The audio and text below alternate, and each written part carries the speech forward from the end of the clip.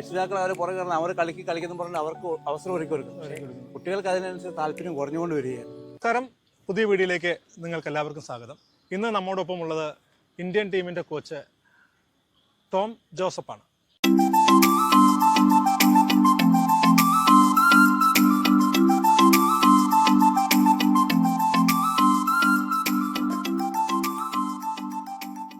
Indian ടീമിൻ്റെ ക്യാപ്റ്റനായിരുന്നു, ഇപ്പോൾ Indian ടീമിൻ്റെ കോച്ചാണ് അദ്ദേഹം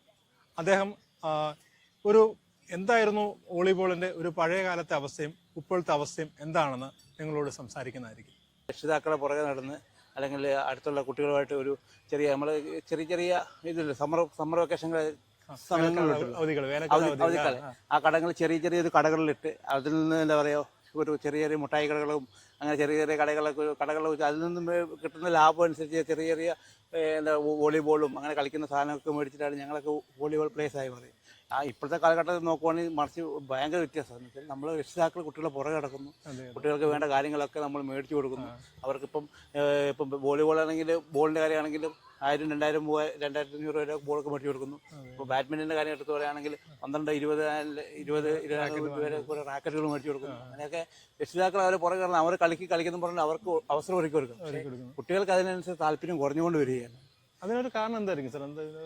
ഈ അവസരങ്ങൾ കുറവാണ്, ജോലികൾ കിട്ടാനുള്ള സാധ്യതകളെ എന്തായിരിക്കും ഇത് പിള്ളേർ ഇതിൽ നിന്ന് പോകാനൊരു കാരണം?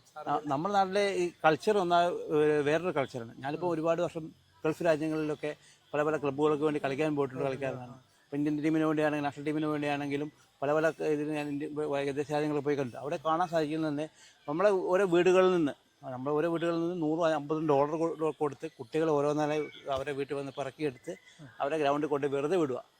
പിന്നെ അവർക്ക് ഇഷ്ടമുള്ള കാര്യങ്ങൾ അവർ സ്വന്തം ചെയ്ത് പഠിക്കുക. എന്നിട്ട് അവരെ ഏതേത് കാറ്റഗറിയാണ് അവർക്ക് ഇഷ്ടപ്പെട്ടത്, വോളിബോളാണ് വോളിബോൾ, ബാഡ്മിൻ്റൺ, ഫുട്ബോളാണ് ഫുട്ബോൾ, അങ്ങനെ പല വ്യത്യസ്ത ഗെയിമുകളിലേക്ക് അവരെ തിരിച്ചു വിടുക.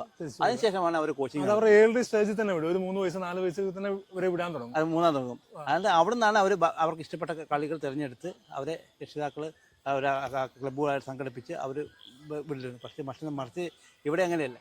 നമ്മൾ കേരളത്തിലും അങ്ങനെയല്ല, ഇന്ത്യ രാജ്യത്തും അങ്ങനെയല്ല. നമ്മുടെ രാജ്യത്ത് ഇപ്പോഴത്തെ കാലഘട്ടങ്ങൾ നോക്കുകയാണെങ്കിൽ പിള്ളേരൊക്കെ നമ്മൾ കോച്ചിങ് ക്യാമ്പിലേക്ക് നമ്മൾ തന്നെ 10ാം ക്ലാസ് കഴിഞ്ഞ് നമ്മൾ തന്നെ ഒരു 9ാം ക്ലാസ് 8ാം ക്ലാസ് കഴിഞ്ഞ് നമ്മൾ ഉന്തിത്തള്ളി വിടുക.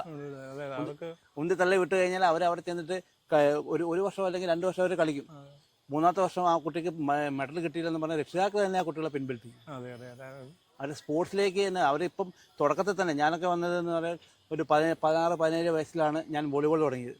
18ാമത്തെ വയസ്സിൽ എനിക്ക് ജോലി കിട്ടി. 15ാമത്തെ വയസ്സിൽ വോളിബോൾ തുടങ്ങി.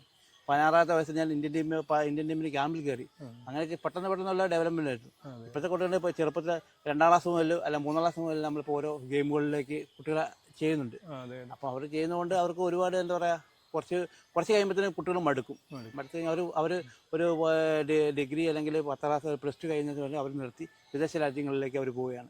പേരൻസ് അല്ല ഇപ്പോൾ റിസൾട്ട് ഓറിയന്റഡ് ആയിട്ട് അവർ നോക്കുന്നത്. അവർക്ക് വിട്ട് കഴിഞ്ഞാൽ എത്ര കൊല്ലത്തിനുള്ള ചാമ്പ്യൻ ആവും എന്നാൽ നമ്മളൊക്കെ ചോദിക്കാറ്. ഒരു 2 കൊല്ലം വേണം, 3 കൊല്ലം. പക്ഷേ കുട്ടിയെ സംബന്ധിച്ച് യാതൊരു സ്കില്ലും ഇല്ലാത്ത കുട്ടിയായിരിക്കും. എങ്ങനെ നമുക്ക് ഉറപ്പ് കൊടുക്കാൻ പറ്റും? ഇല്ല, അതാ ഞാൻ പറയാം. കുട്ടികൾക്ക് എന്താ പറയുക, കുട്ടികൾക്ക് ഇപ്പം ഞാൻ പറയാം 10, 12, 18 വയസ്സ് കഴിഞ്ഞ ശേഷമാണ് ഇവർക്കൊരു എന്താ പറയുക ഒരു കളിക്കാനുള്ള ആഗ്രഹം മനസ്സിൽ വരിക. അതിന് 18 വയസ്സില്ല 19 വയസ്സ് ഒരു മെഡൽ കിട്ടിയാൽ അത് പിന്നെ അവർ ആ മെഡൽ കയ്യിൽ ഒതുക്കണം എന്നുള്ള വിചാരത്തിൽ അവർ പിന്നെയും പ്രാക്ടീസ് ചെയ്ത് വരും. ഇപ്പോൾ 8, 9, 10, 5 വയസ്സുകൾ ഒരു മെഡൽ കിട്ടിയിട്ടുണ്ട്. ആ മെഡൽ വെച്ചിട്ട് അവർക്ക് അതിനെപ്പറ്റി തിങ്ക് ചെയ്യില്ല. അതാണ് ഒന്നാമത്തെ പ്രശ്നം. അത് പേരൻസ് മനസ്സിലാക്കുന്നതാണ് വേറൊരു പ്രശ്നം. അതെ, അവർക്ക് ചെറുപ്പം തൊട്ടേ ചാമ്പ്യൻ ആയിരിക്കണം. കൊണ്ടുവിടുമ്പോൾ അടുത്ത വർഷം മെഡൽ കിട്ടണം, ഫസ്റ്റ് കിട്ടണം, സ്റ്റേറ്റ് കിട്ടണം. ഇല്ലേ, അതൊക്കെയാണ് ആഗ്രഹം. ഭയങ്കര പ്രശ്നമാണ് പേരൻസ് കൊടുക്കുന്നത് പിള്ളേർക്ക്. അതെ, പേരൻസ് ഭയങ്കരമായ പ്രഷർ കൊടുക്കും പിള്ളേർക്ക്. ഒരു മെഡൽ കിട്ടലിനെ പേരൻസ് തന്നെ പറയും, നീ കളി നിർത്തിക്കോ, നീ അടുത്ത വർഷം നിനക്ക് കളിച്ചിട്ട് കാര്യമില്ല, അല്ല നീ വേറെ ഒരു കോഴ്സ് എടുക്ക്, നഴ്സിങ്ങിന് പോകും, അല്ലെങ്കിൽ നീ ഹയർ എഡ്യൂക്കേഷന് ജർമ്മനി, ഇറ്റലി, അങ്ങനെ ഓരോ രാജ്യങ്ങളിലേക്ക് പോകുന്ന പറഞ്ഞ കുട്ടികളെ കയറ്റിവിടുകയാണ്. അത് തന്നെ +2 ഒക്കെ കഴിഞ്ഞ് ഒരു പിള്ളേരെ ഇപ്പോൾ കാണാനില്ല. കോളേജിലൊക്കെ പിള്ളേരില്ല. അപ്പോൾ എല്ലാവരും ഇവിടുന്ന് +2 കഴിയുമ്പോൾ തന്നെ വേറെ രാജ്യങ്ങളിലോട്ട് പോവുക. ഞാൻ മോള് ബാഡ്മിൻ്റൺ കളിക്കുന്നതുകൊണ്ട് ഞാൻ ഒരുപാട് ഇപ്പം ബാഡ്മിൻ്റൺ ടൂർണമെൻറ്റും ബാഡ്മിൻ്റൺ സംബന്ധമായിട്ട് ഒരുപാട് ടൂർണമെൻറ്റുകൾ കാണുന്നത്. ഇപ്പോൾ 2ാം വർഷമാണ് ഇവിടെ വെച്ച് കളി നടക്കുന്നത്, കോട്ടയത്ത് വെച്ച് കളി നടക്കുന്നത്. അതെ. അപ്പോൾ 2 വർഷം ഞാൻ വന്നു. പക്ഷേ കഴിഞ്ഞ വർഷം വന്ന ആ കുട്ടികളൊന്നും ഈ വർഷം ഇവിടെ കാണുന്നില്ല. അവരൊക്കെ ഇവിടെ പോയെന്നോ അതർ ഏത് സ്റ്റേറ്റിലേക്ക് പോയെന്നോ ഒന്നും നമുക്ക് വരാതെ വരുമ്പോൾ ഇവര് അടുത്ത ജീവിതം ഒന്ന് സേഫ് ആക്കാൻ വേണ്ടി പിന്നെ പേരൻസ് പഠിത്തത്തിലോട്ടാണ് ഇവരെ പ്രഷർ ചെയ്യുന്നത്.